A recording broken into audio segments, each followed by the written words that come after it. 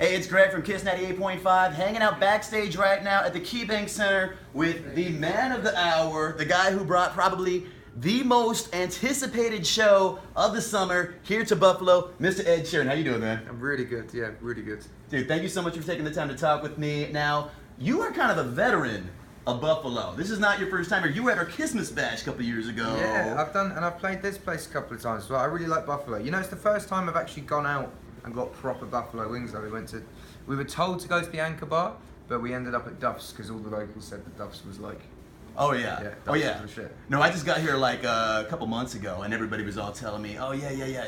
Anchor Bar is where it was invented, but you got to hit up Duff's too. You got to try them all, really, you know? Yeah, well, I think we're getting Anchor Bar for after show food, but we went to Duff's in the day because it was further away.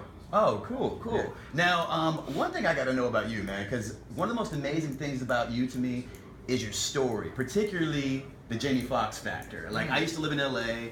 I know a lot of aspiring musicians, all playing open mics just like you used to. And what happened to you is like every aspiring musician's dream, that somebody like Jamie Foxx will take you under their wing and all like that. For people who don't know the story, what exactly happened there? Well, I kind of like, I was doing shows with this guy called John who ran a night called Fly Poet, and I think the reason why I stood out is if you watch any Jamie Foxx interview on it, he says I looked so out of place in the clubs. I was playing rap and R&B nights, so like, and I play acoustic folk music, and I'm very, very white. So yeah, I think that's what made me stand out, is I was just playing completely different music, looked completely out of place, and thankfully people liked the music. But yeah, it was I did a lot of open mic nights in England, and the way that I started getting attention was starting to play urban nights and go, yeah, even like comedy nights. I go and play nights that were different. Yeah. Because if there are like 4 singer-songwriters on the bill, you sort of blend in. But if you're the only singer-songwriter on the bill, you really stand out. Mm-hmm. Yeah, I heard about the ukulele story. Yeah, well, it wasn't a ukulele. It was a very small guitar. A very small guitar. But yeah, I can see why he thought it was a ukulele. Now, you even crashed on his couch for a little while, right? In his studio couch, yeah. There was a lot. He was having like, I think it was either his birthday or someone's birthday, but there was a big party going on while I was there, so I was in the studio on the couch.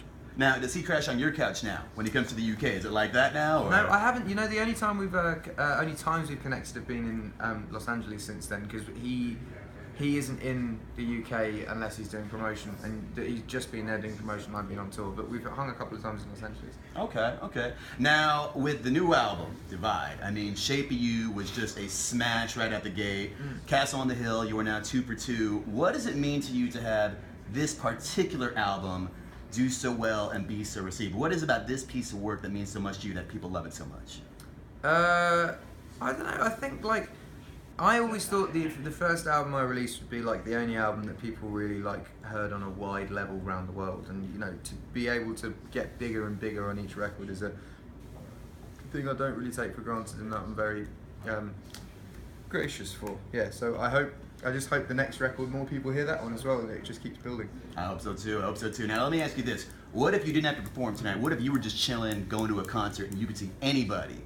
I'm talking alive or dead. We can go see Beethoven if you want to. Who would you want to go see? Do you know what? The 3 best people I've ever seen live, and I've seen a lot of people live, but the 3 best people were Bruno Mars, Beyonce, and Justin Timberlake.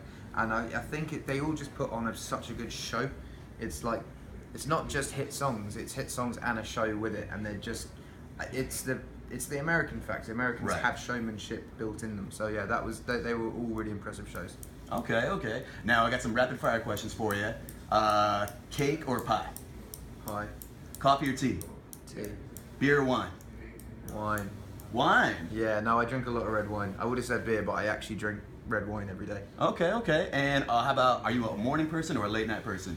Late night person. But like, I like the morning when you wake up and you don't have to do anything and you just sleep. Right. That That's always doesn't happen a lot, but I like that.